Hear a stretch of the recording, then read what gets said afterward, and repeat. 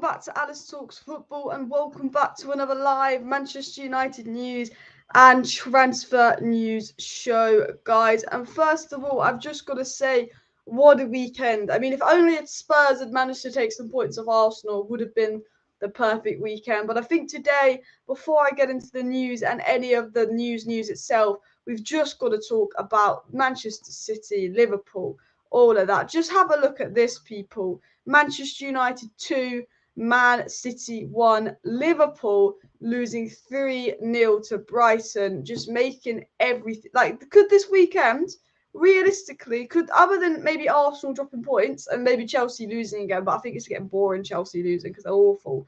This weekend, I just don't think could have gone any better. Liverpool 3-0 to Brighton. I mean, what a weekend. Here we are sitting in fourth place with a game in hand over Newcastle. If we do beat Crystal Palace, we'd go into second place, 6 points behind Arsenal. And if we beat Arsenal, we'd go into 3 points behind Arsenal. We'd go to 41 points. And then if we beat Arsenal on Sunday, we'd go to 44 points and they'd be on 47 points. So we'd be 3 points off first if we win our next 2 games, but they'd have better goal difference and a game in hand. And the question marks of today's video is, are Manchester United in a title race? Could United be in a title race? Now, I'll be honest, I don't think Manchester United are in a title race. I don't think Manchester United are going to win the league. I don't think we'll be in a title race come next month. I do think we'll drop off. But look, we're 1 point behind City. We're 3 above Newcastle, 5 above Spurs, 10 above Liverpool, and 13 above Chelsea. Now we'll be 10 above Chelsea now, actually, because they just won. But the progress we're making is just absolutely unbelievable. And I do want to get into news. I do want to talk about a few things. I want to get into what some things Ten Hag said. I want to get into how Pep Guardiola is absolutely rattled by Manchester United. But I want to talk about our Man United in a title race, because some people, are saying, United could be in a title race now. And look, if we beat Paddington, we beat Arsenal, technically we're in a title race because we're over the halfway point and we would be 3 points off first place. Yes. But I don't think that United will challenge for the league this season. And the pure reason I don't think that is, 1, did anyone think at the start of the season we'd be ready to do that?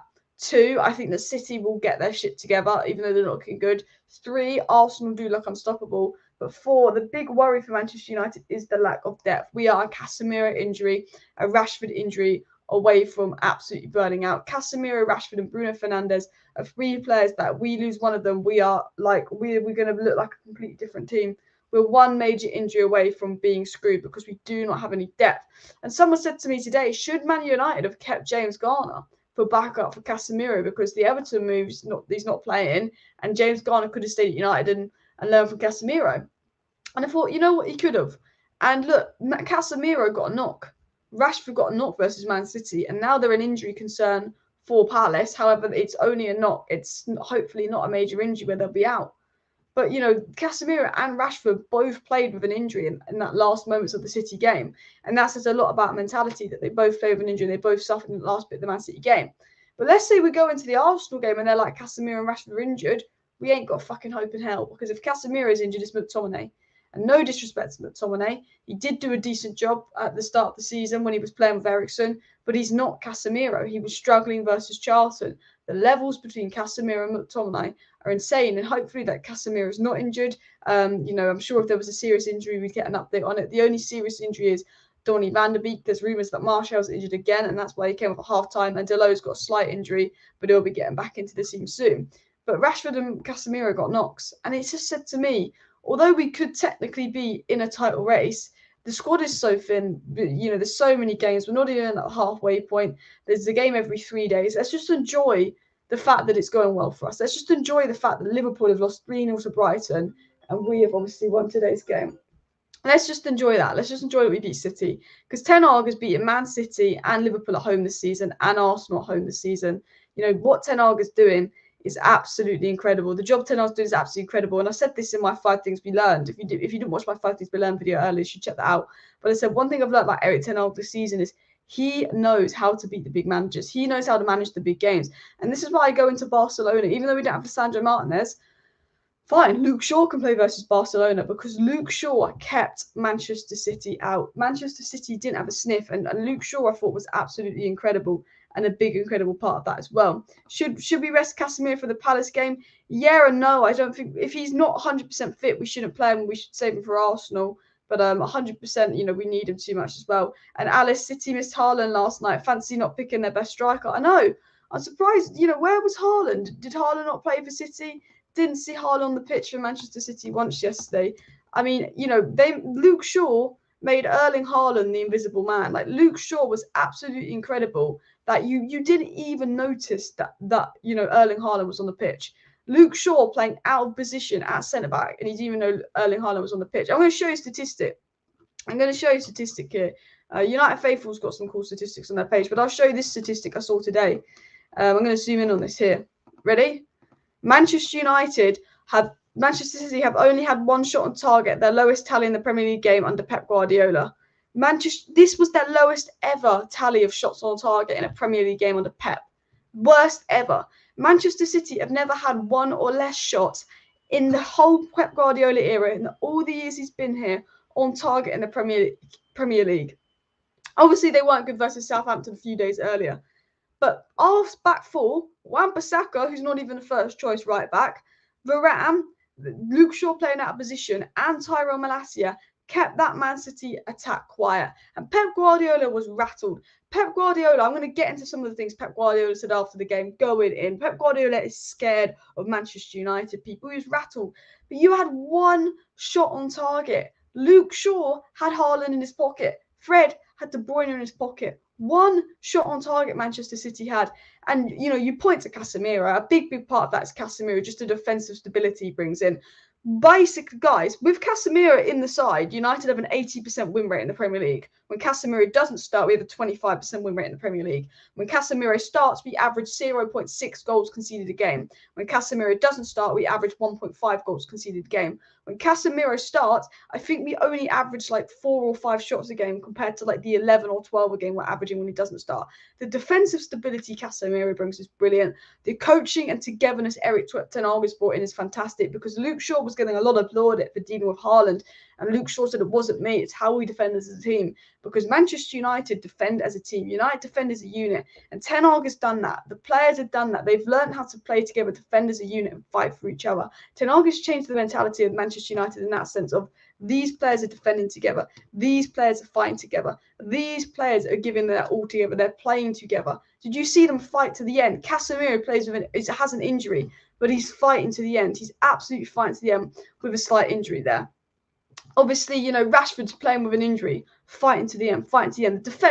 This defence, 4 goals to Brentford, 4 goals to Watford, 4 goals to Brighton, 5 goals to Liverpool, 4 goals to City, 6 goals to City. This defence, less than a year ago, was leaking 4 goals every other game. This defence couldn't keep a clean sheet. We have more clean sheets this season than the whole of last season.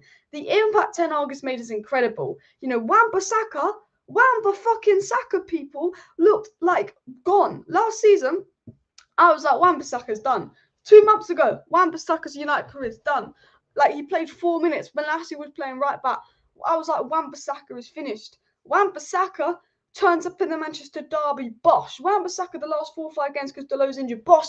Ten Hag, who was on the verge of selling Wan-Bissaka and begging for Jeremy Frimpong, begging for a right back in. Ten Hag is like, no, you know what? This Wan-Bissaka guy can offer me something. Wan-Bissaka's looking like a footballer. Luke Shaw's looking like he's played centre-back his whole career. And Malacia had Mahrez in his pocket. United played together. United defended together. And what Ten Hag's done in the mentality and the togetherness of Manchester United is brilliant. And I tell you this now, I'm not saying United are in a title challenge. I'm not saying United are going to win the league, because I think come March we'll be in a scrap for top 4, because I do not think we have the depth to go on and win the league. Even if we beat Arsenal, I don't think we have the depth for it, because I've always said this. We are a Casemiro injury, and he got a knock versus City, and a Rashford injury, who also got a knock versus City, away from a lot of trouble. Casemiro, Rashford and Bruno Fernandes, if one of those 3 players get injured, we're in a bit of trouble. Eriksen could do Bruno's role. but he's not the same. Donny, who could do Bruno's role, not the same, and injured for the rest of the season. No one can replace Casemiro other than McTominay. He's not the same. No one in attack is scoring goals. We need Sancho to come back. Now, Sancho did go to the Manchester derby, and Sancho did watch the game. And Erik Ten Hag said we have to be careful with Sancho. We have to deal with the Sancho situation very carefully. But Erik Ten Hag did suggest some hints that Sancho is on his way back. He's watching the games. He's training with the squad. We've got to be careful with that. We do need Sancho back ASAP. We've obviously got Weghorst coming in, so we've got a little bit more depth and attack. But if I'm Manchester United, if I'm Erik Ten Hag, I'd go for a midfielder on loan in January. I think we need a midfielder. I will get into the live chat in a second, but I really think we need to get a midfielder on loan. I think we are very low on depth in midfield. You know, Donny's out for the rest of the season. You know, Fred's been brilliant, Eriksen's been brilliant, Casemiro's been brilliant, but can they play a game every 3 days? By the way, guys, we literally have a game. I'm going to show you this now. We literally have a game every 3 days coming up.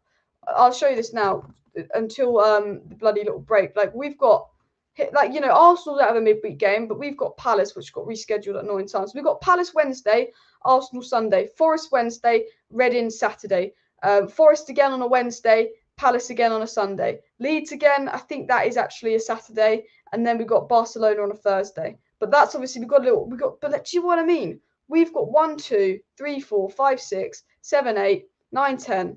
You know, we've got 10 games in about the space of a month. We've got a game every 3 days coming up. The fixture list is going to be absolutely hectic, people. And, you know, we're going to have to rest. Like, Reading, boom, that's fine. We can rest Casemiro. Maybe if we have a good first leg versus Forest, we can rest Casemiro. I wouldn't mind playing Fred versus Leeds. That's the type of game Fred could do well. And maybe that's a chance to rest Casemiro because you've got the big fucking Europa League games coming up here against Barcelona. And I want to say this about Ten Hag. I have a feeling about this Barcelona game that United are going to get a win. I have a feeling about it. You know, I go back to Ten Hag's, you know, how Ten Hag is doing with the big games, the big managers as well. I mean, look at this for a statistic. 10 wins, 26 goals scored, 4 goals conceded, 7 clean sheets. You know, this is us, our last 10 games at Old Trafford. Absolutely fantastic. 4 goals conceded, 26 scored. He's making Old Trafford a fortress. Barcelona will come to Old Trafford. Casemiro's fit, squad's fit. I'm fine. Because you know what? I'm more worried about teams like Brighton and Brentford getting points off United than the Big Six at the moment. I'm worried about Arsenal because that's Emirates and they're outstanding at the moment. But Erik Ten Hag, and I'm going to tell you a stat about Pep Guardiola. Erik Ten Hag was studying Pep Guardiola. Erik Ten Hag was fuming that he lost that game 6-3. Like Erik Ten Hag did not want to lose 6-3 to Pep Guardiola. And you could tell that he was upset. We'd made this progress and then we got battered 6-3 by Man City. And it had a big effect on Erik Ten Hag. And you could tell that Erik Ten Hag had been tactically planning this game for a while. You could tell that Erik Ten Hag had been tactically thinking about this Manchester derby for a really, really long time. And Erik Ten Hag said, well, after we lost 6-3 to Man City in October, lessons are there to be learned. That's what Ten Hag said. Lessons are there to be learned because he was sitting there and he was thinking and thinking and playing out that 6-3 game and where it went wrong. And Erik Ten Hag was determined to win this game. Erik Ten Hag was fuming at himself for dropping points versus Man City. And you could just tell he was so determined to win this game because Ten Hag doesn't normally celebrate like that. But when that Rashford winner went in, you could see the pure emotion on Erik Ten Hag's face, like what it meant to Erik Ten Hag. Like you could just see by the way he reacted, this meant so much, because you could see he was so determined to win this game because this is Old Trafford, this is the Manchester derby. And Ten Hag said these are the games that made me want to come to United. This is one of the reasons I wanted to come to United, the fortress of Old Trafford, to win games like this, to win the Manchester derby. And we lost 6-3. And Erik Ten Hag was fuming we lost 6-3 because we thought we'd made progress. We'd won 4 or 5 games in a row before that. And he did not want that to happen again. And he got his tactics absolutely spot on. He took risks like Luke Shaw at centre-back because Lisandro Martinez wasn't 100% fit and had issues with Haaland last game. He was like, I'm going to play Luke Shaw out of position at centre-back. What a risk. The belief he had in Luke Shaw, and Luke Shaw said he was shocked that he was chosen to play centre-back in a game this big, but it meant a lot to him, the belief that Ten Hag put in him. Like, generally, like Ten Hag was going with a midfield 3 of Eriksen, Fred, Casemiro that we haven't seen. Erik Ten Hag was going Bruno on the right. I'm going to drop my most expensive signing, Anthony, for this game, and I'm going to play Luke Shaw because there's no favouritism or any of that. Ten Hag went with the team that he thought tactically would win the game. And in that first half, I will say this about Man City. We deserve to be 1-0 up versus Man City in the first half. We deserve to be 1-2-0 up versus Man City in the first half. Like we did. Like Rashford had 2 big chances, and then Rashford went down injured, and we came out in the second half. In the first 20 minutes of the second half, United were not good. We soaked up too much pressure, and City had that goal coming. Now, it was frustrating because I thought City were going to win that game 1-0 when they weren't even at their best, because City were not at their best yesterday. The only shot on target was the Jack Grealish shot, and I generally sat there with a bit of a worry that I was like, shit, like City City might win this game through one shot on target, not at their best. Because we didn't take our chance in the first half, and the second half, United was quiet. And Ten Hag was like, no. Ten Hag knew what he was doing. Ten Hag then decided, you know what? Eriksen's coming off. Garnacho's coming on. Rashford's going in the mid up top. Garnacho's going on the left. Bruno's going in the middle. And Ten Hag changed it up completely. And he put Bruno in the middle. And what a difference it made putting Bruno in the middle. And what an impact Garnacho made. Garnacho's actually the youngest player to get an assist in the Manchester derby. Garnacho was only on the pitch 20 minutes, and he had more touches in the opposition's box than any other player on the pitch. For an 18-year-old to come on in a Manchester derby and have that kind of impact is just absolutely incredible. Absolutely incredible as well. And look, guys, I am going to get into live chat. I do want to get into the Garnacho news. There's rumours that Garnacho could be going to Real Madrid. I do want to get into some Sancho news as well. I think United should be happy with top 4 this season. I think so, yeah. I think for me, top 4, I'll be very happy with that. We can then work on getting the midfielder and striker we need in the summer. I mean, people talking about Harry Kane on a cut price to United in the summer. I'd be down for that. I think really we need a midfielder. This person is not blocked because I can see your chat as well. And they should be in a tighter race by signing De Jong. You know, if we signed De Jong and Harry Kane, I think we could win the league. But no, I'm getting a bit ahead of myself. I think we still need depth. But as Alex said, the good thing about Ten Hag is we can rely on him to get it right. And if he realizes changes need to be made, he'll do it. Yeah, absolutely. This is my favorite thing about Ten Hag is he's not differing on decisions. He's not, you know, with Ollie, it was very much McFred, oh shit, McFred's not working. We're just going to hope McFred works because I won't try anything else. That was very much Ollie. And it was so frustrating. With Ten Hag, Antony's his most expensive signing. Antony's his main signing, and he's like, I'm dropping Antony in the Manchester derby and playing Bruno there. Lisandro Martinez is his number 1 centre-back, our best centre-back, our best player of the season. He was like, no, I'm dropping him in the Manchester derby, and I'm going to go ahead and put Luke Shaw and take the risk there. You know, I'm going to put Fred in because Fred's been playing well. And Ten Hag lost the Manchester derby because he underestimated Pep last time, and he was just saying, I'm not making a mistake this time. And as soon as Ten Hag realised he was starting to make a mistake in the Manchester derby and Grealish put them 1-0 up, what's he do? Move Bruno to the middle because Ten Hag's tactically aware. And this is why with the Barcelona game, I think we'll beat Barcelona. I think we'll knock Barcelona out because I think Ten Hag is probably thinking about it now. Like Ten Hag is a manager that you just know thinks about tactics, thinks about everything as well. Everybody, I want you to put in the chat, are United in a title race or not? If we beat Arsenal, I might start saying we're in a title race, but I don't think we are. I don't think we have the depth. I think that we could technically be in a title race for 2 or 3 weeks if we beat Arsenal, but I don't think we have the depth to maintain it. But let me know in the chat if you think United are in the title race or not. The news on Sancho, and a few people are asking me about the news regarding Jadon Sancho and what's going on with Jadon Sancho is Ten Hag is saying that things are getting better with Jadon Sancho. He's back in main training. But with the Jadon Sancho situation, Ten Hag's made it very clear he doesn't want to rush it. You've got to be patient because he's obviously not mentally and physically fit to play. But Sancho did go to the Manchester derby. Sancho's getting slowly more involved. And I have to say, this is one of my favourite things about Ten Hag. It's the way that Ten Hag has dealt with the Jadon Sancho situation. I think we can all admit that Ten Hag has dealt with this Jadon Sancho situation very well, very delicately. I think, you know, he's got a player that's struggling with some mental stuff, and Ten Hag's been very patient. He needed Sancho really at times, but he's been very patient, and Sancho's had like 3 months out, but Ten Hag knows what Sancho can do. Like Rashford and Sancho last season, I've always said they're kind of the same players. Rashford and Sancho last season were both dreadful, and Sancho this season hasn't really got back to his best, but Rashford has. You know, because we knew what Rashford could do before his dreadful season, and Ten Hag knew that. And we knew what Sancho could do before his dreadful year at United. And I think that Erik Ten Hag knows as a player in Sancho, he's probably watched Dortmund Sancho. He's probably amazed by Dortmund Sancho and what he can do. We saw glimpses of what Sancho can do in pre-seasons. He was good a few games on the right when he was playing against Liverpool. I think it'll be good competition for Antony on the right-hand side.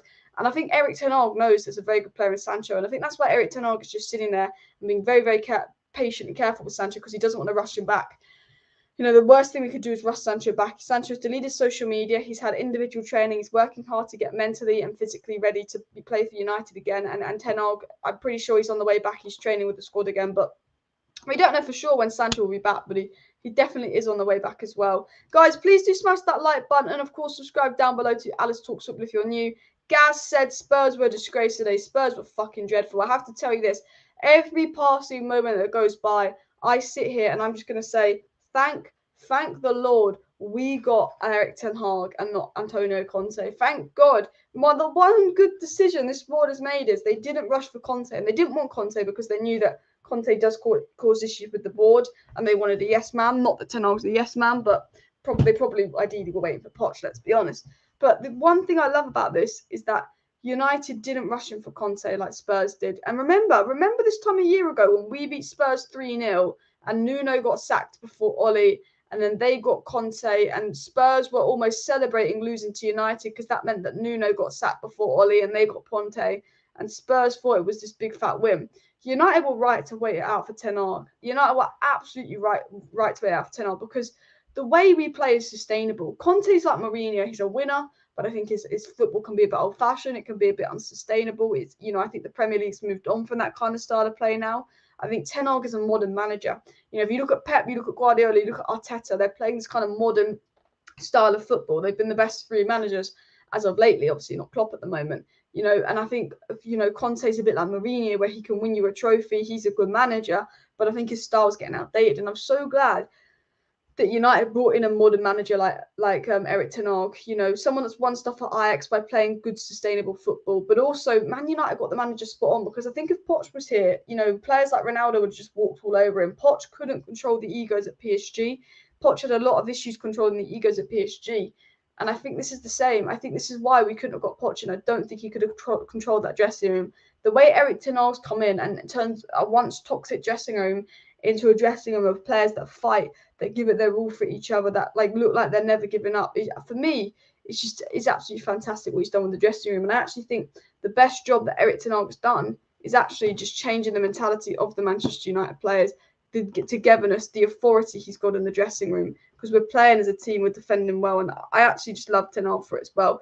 Please do smash the like button. Did Rashford train today? We're not sure. I want to get into some news on potentially Rashford and Casemiro being out injured, but also some news on Garnacho as well. And Ollie wouldn't make a change till the 80th minute. Erik Ten Hag's the complete opposite. Yeah, the one thing that frustrates me about Ollie is he just wouldn't make a change to so late. And Alice, do you think we're better than Arsenal? No, I think Arsenal are better than us. I'd love to say United are better than Arsenal, but I'll be honest, I think that Arsenal are better than us. Is Garnacho can't be allowed to leave. So I want to quickly talk about the Garnacho situation because there's a bit of misinformation going around about the Garnacho situation. Now, basically, Garnacho has been flirting with Vinicius Jr., I guess, on Instagram. Garnacho and Vinicius Jr. sending each other a lot of messages on Instagram, which obviously causes speculation, like Rashford messages Mbappe, and Rashford and Mbappe got something going on. Garnacho and Vinicius Jr. got something on. Now, everyone kind of knows there's probably a part of Garnacho that wants to go back to Spain. He's from Spain. His mates are there. Of course, he wants to go back to Madrid. That's where he's from.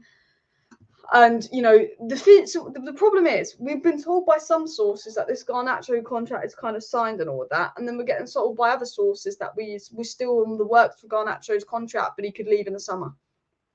We're in a bit of a position where actually we've been told that Garnacho's contract was tied down, but it's not properly tied down. I think there could be a year left. Some sources saying there's a year left, and some sources saying he's available for free in the summer. Because we all thought he'd signed a new contract and he had another 4 years here, but it turns out he doesn't.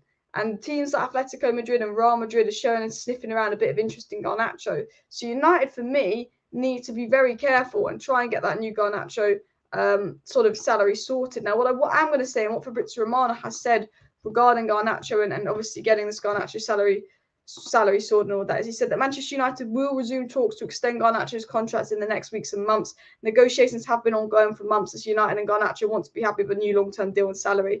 And for some reason, we're just struggling to get this Garnacho contract done because of the salary, the deal, and all of that. We need to come to an agreement. And Romano said this on New Year's Eve, and that United are working on getting Garnacho's contract done, but there is the possibility that, if we can't get this Garnacho contract sorted, that unfortunately we could lose out on a really, really young, talented player to someone like Real Madrid or Atletico Madrid that's snooping around. Now, I think, if I was Garnacho, I wouldn't leave United.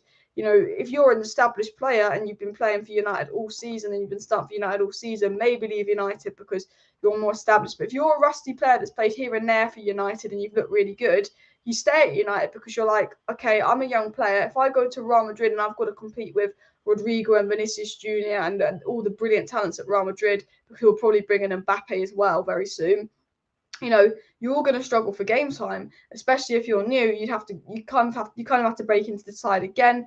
You know what Real Madrid did with Martin Odegaard? He had a really good loan spell, then he came back to Real Madrid. They didn't use him, and look how good he's been at Arsenal. I think with Garnacho, his best thing to do, and I think Garnacho should do this, and I'm worried that he won't think like this, is he should stay at United for another few seasons. Even if his heart is at Real Madrid, he should say, while I'm at United and while I'm playing well for United and while Ten Hag's giving me game time, I'm in such a young period of my career. I'm right at the start of my career. I don't need that big Real Madrid move yet.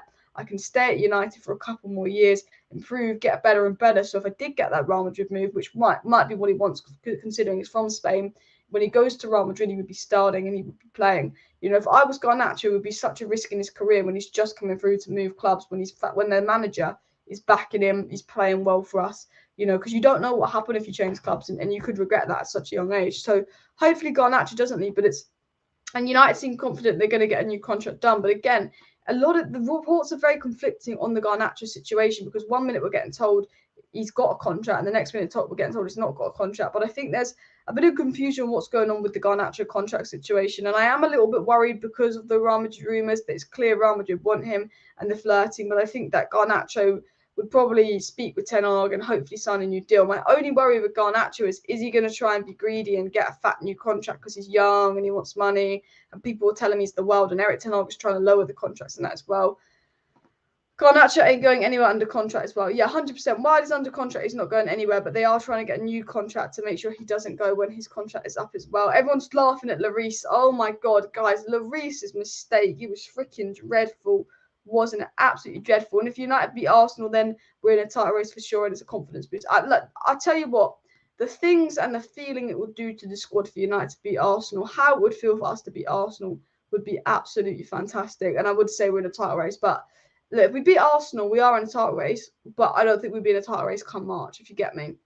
Now, even if we're not in a title race come March, new ownership race come March will be heating up. And in tomorrow's live stream, I will touch upon a lot of news on the new ownership of Manchester United and more, because there's a lot going on. People are saying Garnacho has a contract till July 2025. I think that is the case, but there's a lot of speculation going on with Garnacho's contract, because some people are saying Garnacho's contract actually runs out this year. There's a rumor going on that Garnacho's contract runs out this year, but then there's other things coming about. The Garnacho's got a 4-year contract, so we're not 100% sure. But if you go onto transfer market here, it says that his contract expires in June 30th, 2024, which means he's here for another year. So this time next year, Garnacho could negotiate with Atletico Madrid, Real Madrid, and wherever he wants to go. Obviously, he was born in Madrid. But it does say here, just to confirm, that his contract's till 2024. So he does have a year left on his contract.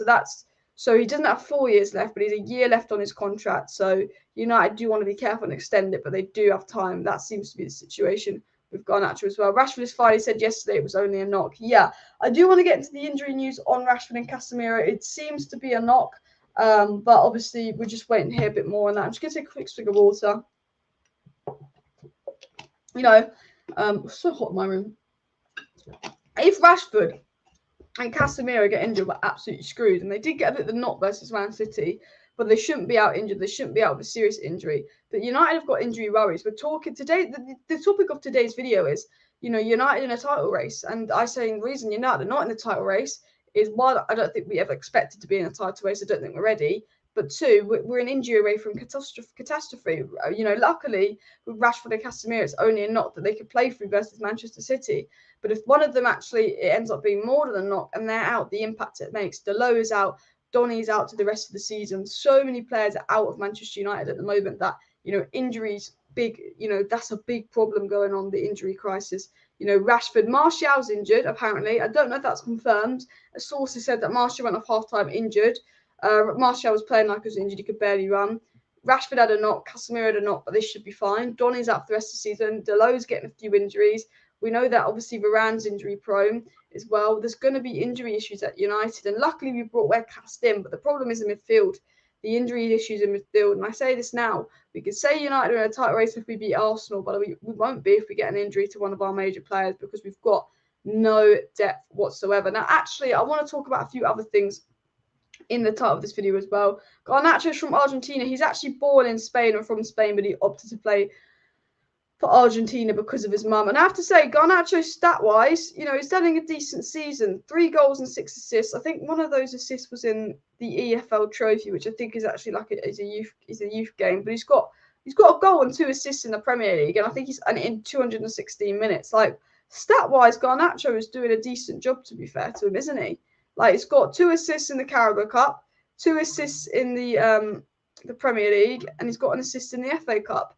Really having an impact on games, Garnacho really is. And I think the impact that Garnacho is having on games is absolutely incredible. We definitely need to keep him, but obviously that's the big problem, is there is going to be a lot of interest from Real Madrid and other people as well. Guys, please do smash that like button. Barca are 3-0 up. I have to say, although I'm confident, I'm not going to say I'm confident we're going to beat Barcelona, although I have a feeling we'll beat Barcelona next month.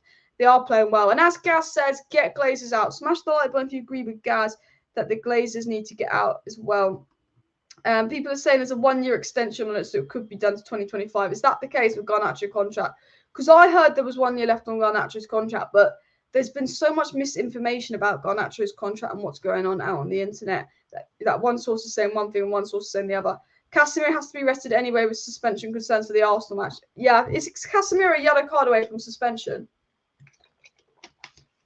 Because if that is the case, I would definitely think about resting him versus Palace. The thing is, Palace are a difficult side. Like, Palace will cause us problems, but Chelsea beat Palace. I don't think Palace look as good this season as last season. So there is a part of me that goes, should we rest Casemiro versus Palace or not? Or should we take the risk and play Casemiro for both Palace and Arsenal and then rest him kind of versus Reading? Let me know in the chat what would you do. And we need to sign De Jong if we want to win the title. I think to win the title, we'd have to... I think if we signed Frankie De Jong and if we'd have got João Felix on top of De Jong, potentially I could say we're in a title race if we'd beat Arsenal. But there's no way United are winning the title this year unless something catastrophic happens to the teams around us and we get lucky with injuries. But we can only dream as well. Alex says we can cope resting him versus Palace, rest him ahead of the Arsenal game as well. And Murta and Arnold doing contacts, you just know I won't well with Garnacho as well. We need Casemiro for Arsenal, 100%. Emirates can be the hardest game. Emirates has always been a difficult game for United. I've always said with United, Arsenal, if it's at Old Trafford, I always fancy United. If it's at Emirates, I always fancy Arsenal. I think United Arsenal has always gone that way. And I do think at the Emirates, Arsenal, you do fancy Arsenal. Not that I want to bet against United, but I'd 100% be looking to bench Casemiro for that game, 100%. I wanted to talk about a few things before I get into some more news. I think tomorrow's live stream, there's a few stories on new ownerships. There's even some stories on Kudus and some other players being linked to Manchester United. As you can see, I'm absolutely just bantering around on Twitter. And the Mudryk price tag makes me feel better about Anthony. I have to say, let's just talk about Chelsea for 1 second as well. Let's just talk about this for 1 second because, like, Todd Boehly, what the hell is his plan? I'm convinced this guy does not have a plan. This guy does not have a game plan. This guy does not have an idea. I think this guy generally sits there and goes, right, who do Arsenal want? Who do United want? And I'm just going to get whoever Arsenal and United want, Todd Boehly. I'm convinced that he doesn't really know much about football. He gets all his stuff off football off Twitter, all his knowledge, probably follows Twitter page on United and Arsenal, and just goes and signs a player that is linked to another club. Like, he's just brought in João Felix and Mudryk, who they were Arsenal's 2 choices. And although I think they're decent players, I think Mudryk's incredibly overpriced. If you watch Chelsea need Enzo Fernandez. Chelsea need a midfielder. But they're spending this kind of money on Mudryk, so he doesn't go to Arsenal. And I think Todd Boehly, I think United need to be careful with Todd Boehly, even though I'm hoping he's going to get in trouble for FFP and hopefully can't do some big spending in the summer. And the reason I'm a bit worried about it is because United, when they're in for a player, they like to tell the world. If United are looking to sign a player, they like to tell the whole freaking world, people. They want the whole world to know. Look at Arsenal telling the world they're going for Mudryk and putting 3 bids in for Mudryk and all of that. Yeah? How's it ended for them? Not well. Look at us telling the world we're going for Gakpo. How's it ended for us? Not well. United do this on purpose. United, whenever they're in for a player, they deliberately leak to the world that they're in for this player and they want this player and they're in for this player and they want this player. They deliberately leak to the whole world who they're in for, which just means rivals have one opportunity to swoop in and go bish bash bosh. I'm going to get that player. And Chelsea, if we start saying we're in for Enzo Fernandez in the summer, because we will be in for Enzo Fernandez, Chelsea might panic because we know they're interested in Enzo Fernandez and go and pay that money in the summer. But maybe Enzo Fernandez will choose us over Chelsea. But Mudryk was literally twerking for Arsenal all over Instagram, and he's gone to Chelsea because at the end of the day, Chelsea have paid the money, and he's stay in Ukraine or go to Chelsea. So he's like, I'm going to go to Chelsea. I'm worried that Enzo Fernandez could want United over Chelsea because we get top 4 and Chelsea don't, and he's attracted to the Ten Hag project. But then Chelsea, you're offering to pay 110 million, and we're offering to pay 90 million, and Benfica are like, well, match Chelsea's offer, or he's going to Chelsea or staying here. And, we lose out on a player to Chelsea. I think United, if they're going to go for players in the summer, I think they need to be careful because I generally think Todd Boehly, honestly, hasn't got a game plan. Is this over 400 million spent by Chelsea? How are regulations not pulling Chelsea up first? That's what I'm confused of about these regulations and stuff. Obviously, I think there's a 3-year period for FFP, but are they going to use up all their FFP in 1 year? Because they haven't made much money through sales. I'd like it. It's interesting with Chelsea, but I just think it's weird. Like with Chelsea, they need a midfielder so badly. They're crying out for a midfielder, and they're buying all these attackers. They've just brought Mudryk and João Felix to go on top of Pulisic, Ziyech, Sterling, and Cuckoo, Aubameyang. Like the 3 other attackers they have. Like all Chelsea have is loads of attackers, but not many midfielders. And they've gone and signed and spent 100 million on 2 attackers. They've literally spent 20 million on João Felix for 6 months, who's got a 3-match suspension. And then they've gone and spent 100 million on Mudryk, who scored 9 goals in his whole career. I thought Mudryk is a good player, but I don't think Chelsea. I think, you know what? This brings me to the new ownership thing. Todd Boehly wants Chelsea to do well. He cares about Chelsea. He's spending a shit ton of money about Chelsea, but he's fucking clueless. Man United are going to give, the Glazers are going to give Man United to someone that has a shit ton of money. But we don't want someone with a shit ton of money that thinks like Todd Boehly. We need someone with a shit ton of money that's smart. I think Todd Boehly cares about Chelsea, but he's thick as shit. He ain't got a game plan. He doesn't know what he's doing. He wants to be director of football. He wants to treat it like FIFA. And that's not how football works. You've got to get these hidden gems. You've got to scout well. And I think, this reminds me of new ownership. United have got to be careful because, we could get someone brilliant American billionaire in, but they might be like Todd Boehly and they might just spend loads of money on crap. And the reason we've been so far behind everyone else is because we spent so much money on crap in the transfer market. Ten Hag said it himself. Ten Hag came out and said, Man United have brought too many average players in the past. Champions in the making after that masterpiece, saying, you were very good. Congratulations to Arsenal. They looked very, very good versus Tottenham. But Man United are coming for you at the Emirates, okay? Just watch out. Man United, we beat you once already this season. Saying, we're going to beat you twice. And you've got to play Man City twice and United, and you've got a thin squad. All right. If Man United beat you at the Emirates, I'd watch out, Zayn, because I feel, Arsenal have been brilliant. Arsenal are the best team in the league right now. But will they keep it up? Will they beat United? That'll be interesting to see as well. But cheers for the super chat, Zayn, as well. Benfica seems to be a spawning point for good players minus the Nunes. Benfica are smart. I tell you what. The new owners of United need to get people in from Benfica who work on recruitment and transfers. Benfica can find all these gems for 10, 15 million, who are all fantastic players, and make them 100 million players. That's what United need to go for approach as well. And don't you feel that Emirates is a fortress right now? And do you think they'll win the league? I think that Arsenal could win the league depending on injuries and depending on City. As of now, Arsenal look like the team most likely to win the league because they look a level ahead of Man City and they look really good. But I think with Arsenal, will they get injuries? But I think Arsenal might deliberately get themselves not to have some cup competitions as well. And Boehly was literally the interim director of football very recently. Explains a bit of the cluelessness, literally. Hopefully when we get new owners in, they sat the board and they get some good people in. Unfortunately, Felix will work for Chelsea.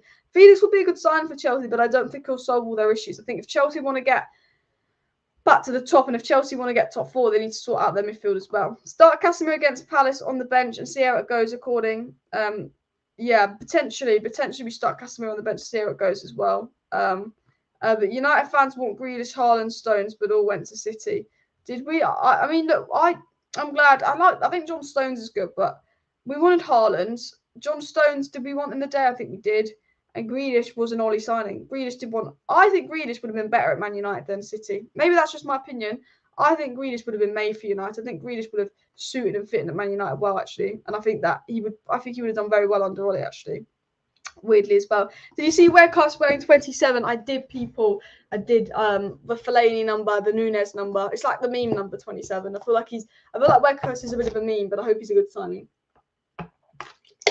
I tell you what, in the Manchester derby, there were points of that game where I did say, look, we need Weghorst. We need a Weghorst impact. I know it's a bit of a meme of a signing, but it's actually a profile we don't have. It's a position we need. And the one thing about Weghorst is he's made it very clear he's coming to Manchester United. But Weghorst said when he was coming to United, he's like, I'm going to give my all for Manchester United. Weghorst is like, I'm going to give my everything for United. I'm going to give it my all. Because Weghorst is living his dream. Like, he thought, Besiktas, Burnley, he's never really, like, at best, he's going to be playing for a mid-table Premier League side for the rest of his career. He's 30.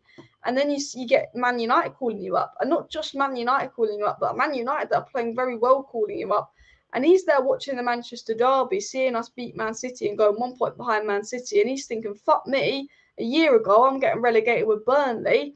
And now I could go win some kind of title charge with Man United. I mean, the good thing about the Wout Weghorst still is I think it means so much to him that you can just tell he's determined to just make, it work, to just be a good signing, just to make it work. And I think Wout Weghorst will pay off. I do have a feeling about Wout Weghorst as well. Guys, please do smash that like button. And of course, subscribe down below if you're new. Sane says, I think United can challenge with Arsenal, but if we beat you, we'll be 12 points ahead. And Ramsdale, best goalkeeper in Europe.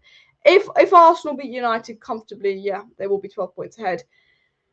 I think the thing with United is, if we don't get any injuries, we could potentially compete and be in a title race if we don't get any injuries, because I think that we're fantastic at the moment, but I think we will get injuries because of the amount of games coming up. Europa League, Carabao Cup, FA Cup, we're the only team left in all 4 cup competitions.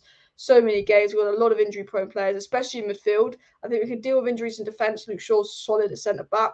I think if we beat Arsenal and we don't get any injuries, we are technically in a title race. But I think as soon as they get injuries or as soon as players start to tire, I do think United are going to drop off at the end of the season. And I say the same about Arsenal, but you don't know with Arsenal. Yeah, I think United will drop off at the end of the season. I think we'll look really good, but I expect a drop off last 6-7 games of the season, just where their lack of depth is coming as the players are knackered. I remember the season we came second under Ollie. Bruno and Rashford were the 2 of the best players in the league for like 60% of that season. And then the last 30-40% of that season, they dropped off knackered massively because they were absolutely knackered as well. Martial already falling apart physically. We need more than just Weghorst brought in absolute spawn. Although João Felix was stupidly overpriced and only Chelsea idiotic to pay that kind of money for a 6-month loan, João Felix is really what we needed on top of Weghorst. I think João Felix and Weghorst, the 2 of them up top, would have been a great January window.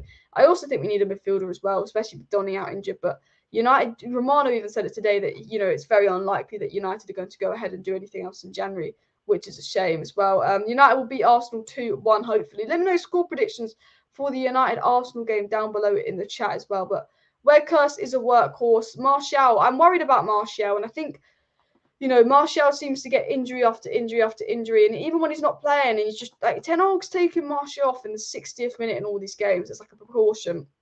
Martial's always coming off in like the 60th, 70th minute in all these games as a precaution. He's not even getting injured in the game. He's just getting injured from running. But Martial was just getting injured left, right, and centre at Manchester United. He just keeps getting injured and injured and injured. And it's just like he's falling apart. And I don't know if this is because Ollie would always play Martial injured. Did Ollie potentially playing Martial injured for so long cause him any problems, cause him any issues? Was that a bit of a situation going on? I don't know, but Martial just can't seem to stay fit now, and it is worrying. And that's exactly why we need a Weghorst, but it's true. United definitely needed one more player than Weghorst as well. A lot of people saying 2-1 United, 2-1 Arsenal. If it's at Old Trafford, I say this about United Arsenal. If it's at Old Trafford, I always back United to win. If it's at Emirates, I back Arsenal to win, but I'm not going to back Arsenal to win because I have to believe in United. I'm going to say 1-1. I'm going to say United and Arsenal are going to draw. I'm going to say 1-1 because it's at Emirates. And we normally don't have a good record at Emirates as well. And since Chelsea brought on Cuckoo for the summer, they might receive a transfer ban for next season because it happened when they signed Pulisic in 2019. Maybe that's why they're signing a shit ton of players now. But Chelsea needs to be careful with FFP, don't they? And Alice, you are a possession-based team, and you will want to come to the Emirates and take the game to Arsenal, which will perfectly fall into Arsenal's hands. I think Ten Hag's smart though. We didn't do that with Man City. We let Man City have possession, and we won the game. I think Ten Hag will do the same versus Arsenal. I think Ten Hag's smart enough to figure out how to beat Arsenal, what to do versus Arsenal, and all of that as well. But anyway, I have to say Madrid going to Chelsea was funny. I just wanted to get this stat on Garnacho. Just seen that Garnacho had more touches in Man City's box than any other United player, had 5, despite coming on the 72nd minute. And one of those touches was a match-winning assist for Rashford. Like, the impact Garnacho had against Kyle Walker, very good player. Like, Garnacho is a star boy. Look, as I said, Arsenal people, Arsenal Football Club, top of the league, and they still find a way to get bantered. You've absolutely got to love it as well. Maybe bring up Charlie McNeil if Martial's injured. McNeil's hungry and ready to play. Yeah, he's just so not ready though, is he? He's so not ready. That's the problem. Especially like it's easier to come through as a winger than a striker as well. It's easier for wingers than strikers. There's a lot more to your game as a striker that, it's easier to bring through someone like Palestri on the wing. It's very hard to find a ready-made striker in the academy. Like, the only one we really had was Greenwood. And to be fair, we played Greenwood on the wing for the most of it. And then he's played as a striker for 4 games before Ronaldo came, scored 4 goals in 4 games, with absolutely balling it out. But obviously moved to the wing when Ronaldo came. But I think it's very hard to find a striker in the academy to come through as well. United always beat Arsenal in big games. We always beat Arsenal at Old Trafford, but not the Emirates, in my opinion. Palace is a difficult ground as well. 2 away games as well coming up as well. Martial walks around like he's not bothered most of the time. I'd let him leave and get someone with much higher work rate. Yeah, I think that's just Martial's kind of posture, though. I don't think he's not bothered. Like, Martial looks like he doesn't care, but he did do an interview, Martial, and say, maybe the way I walk, the faces I pull, it makes me look like I don't care, but I do care. And I do think Martial does care. But I do think Martial was playing like he didn't care a little bit in the Manchester derby. But I think he must have been injured or not fully fit, because he was playing like there was 900 minutes in that match and not 90 minutes. Like, Martial was playing like he needed to reserve energy as well. I love just winding people up. Just looking at some of the tweets I made. I mean, look, Saturday was brilliant, people. Saturday was fucking brilliant. And look at the league. Like, you can't even see Arsenal and Chelsea in the league table. Absolutely brilliant. But I wanted to talk about a few things and some things that I put on Twitter. And as I said, after the 6-3 loss to Man City in October, Ten Hag said, "Thank you, Pep, for the lesson. We will take it." And, we massively took that lesson. Just a big change in everything as well. McNeil not even ripping apart the youth pre-season, seems a little bit desperate for a loan. Yeah, McNeil seems to have dropped off a bit. He was absolutely doing well, and he's just dropped off a bit. Whereas, we need someone a bit more in form as well. And Alex B makes a good comment there as well. But yeah, and Nick says we need to beat Crystal Palace on Wednesday and Arsenal on Sunday to get 3 points. Yeah, if we win our next 2 games, we're 3 points off top of the league. But again, I say we're in a title race, but we're in a title. If we're 3 points off the top of the league this time next week, we're in a title race. But I don't think we'll be in a title race come April. If you get what I'm saying, like, I don't. Guys, please do smash that like button if you have not already. And of course, subscribe down below to Alice Talks Football if you're new. If you do want to stay up to date with all the latest Manchester United news, transfer news, updates, and more, make sure you subscribe to the channel, because there will be a video out tomorrow morning, like kind of what Ten Hag was doing at half time, the impact Ten Hag's having on the Manchester United squad, and also tomorrow evening I will be live. So let me know down below. Any video recommendations you have in the comments and chat, because I will be doing 2 videos a day. But also do subscribe for that as well. And Alice, please may I know your top 4. Top 4 prediction: Arsenal, City. I'm going to say United, and I'm going to say Liverpool are going to beat Newcastle to it and pull themselves together. But I think it really depends on injuries. It really depends on injury as well. Title talk does not help us. Only 4 months into Ten Hag's tenure, top 4 and cup is a focus. Yeah, at the beginning of the season, I didn't even think that we even get top 4, and right now top 4 looks very achievable. But I still think that we could even drop out of top 4. Ten Hag saying we're not even halfway through the season. Stop this title talk. Ten Hag getting annoyed by this title talk. We're not even halfway through. There's still so many things wrong with this side. There's still so many weak points. There's still so many negatives. And Ten Hag's right. There's still things that need to be worked on with this United side. Like, why are people talking about United winning a title when this needs to improve and this needs to improve and this needs to improve? And Ten Hag's absolutely right in that aspect. We've got so many things that need to improve. We've got so little depth as well. But yeah, big up everybody in the chat. Big up Gaz, who's been watching the show as well. I've got one or two more things I want to get into before I end the live stream. I do want to go over to the One Football app and get a couple of footballer stories. Obviously, Barcelona. I'm so gassed for that Barcelona game. I'm actually kind of counting it down in my head. Only a month to go. You want to freaking load? You want to load? No, fucking wrong one. Wrong one. Man United. I am gassed for that Barcelona game as well. But anyway, there's a few stories going about as well. And one of them was obviously that Man United is still interested in Jurriën Timber. And then another one, they had a good story on Ten Hag, and I'm trying to find it here. But yes, this is it here. So One Football app actually spoke about this, and they said that Erik Ten Hag actually admits he's been following Wout Weghorst for 14 years. Now, I think this is a really good, interesting story, because it shows that Wout Weghorst, even though it wasn't Ten Hag's first choice, it shows that it's a player that Ten Hag knows and that Ten Hag wanted. And this is a player that Ten Hag suggested United get. And it was said that Manchester United are in dire and attacking reinforcement, blah, blah, blah, with Martial's injuries and Ronaldo leading. and obviously we signed Burnley striker Wout Weghorst. And due to his size and his less impressive displays for Burnley, many obviously thought that Weghorst was a panic buy. However, the people saying, like in and around it, basically that this is not panic buy. This is someone that Ten Hag wants because he's a target man.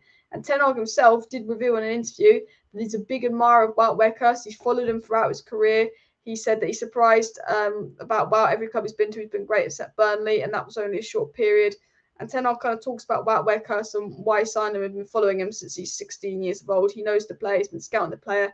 He's aware of the player. He's also aware of the defensive value you can add to the team. And one of Wout Weghorst's best attributes is what he can do defensively, what he could defensively add to United's team. He's very good defensively. That's one of the things he's very good at. And, you know, the one good thing about Wout Weghorst is basically that Erik Ten Hag's aware of the player. He knows what he can do. And I said, look, Erik Ten Hag made Premier League flop hella good, you know, from West Ham to Ajax. You know, and this is a Burnley flop. And if Ten Hag can make hella good, he can make a Burnley flop good. You know, Ten Hag likes these kind of target man strikers. He liked Huntelaar. He liked Haaland. I do think Weghorst will fit in. And I think the fact that Ten Hag's wanted Weghorst, he's aware of Weghorst despite his Burnley spell. I think Ten Hag has a clear plan for Weghorst.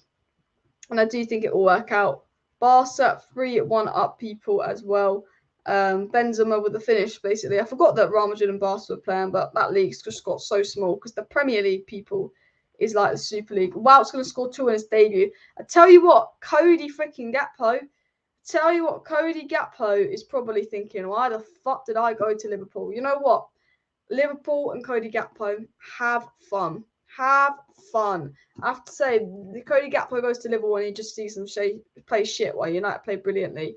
Cody, I know that you went to Liverpool because it's not your fault. I know you wanted United and you went to Liverpool because we weren't going to pay the money. But, you know, it's not your fault, really. But I hope you really regret just not waiting it out and pushing for United. I'm really bitter and I really hope Cody Gakpo sits there in pure regret that, you know, he didn't get a United move or any of that as well. But look, people, I'm going to wrap up today's live stream. I do want to thank everybody that tuned in today's live stream. I have a video going out tomorrow morning about how Ten Hag's influenced the mentality of the United squad, what Ten Hag said at half-time in the dressing room versus Manchester City. So we're going to talk about what Ten Hag said to the players to influence the mentality, what he said at half-time versus Manchester City in tomorrow's video. So make sure you subscribe for that. Of course, smash that like button, people. Of course, share the video. Thank you everyone that tuned into today's video. We'll be back live tomorrow evening with a bit of transfer news, a bit of new owner news, and whatever news comes out tomorrow as well, because there's a few things I want to talk about, which I'll save for tomorrow's video. I wanted to make this video because of just the brilliant Manchester derby win. I wanted to make this live stream just more of a general football discussion live stream, rather than news, just talking about Ten Hag, rather talking about his impact. And then tomorrow's live stream, I'll make an action-packed news show. But I did kind of just want to discuss with you guys Ten Hag, what he's doing, just like how brilliant he's been. And I think a bit of all of that as well, because I'm absolutely loving Ten Hag. But thank you everyone for tuning in. I will be back tomorrow morning with a video, and I should be back, I'm going to say around 6:30 tomorrow with a live stream, but I will let you know as well. Thank you everyone for watching. See you next time, and bye.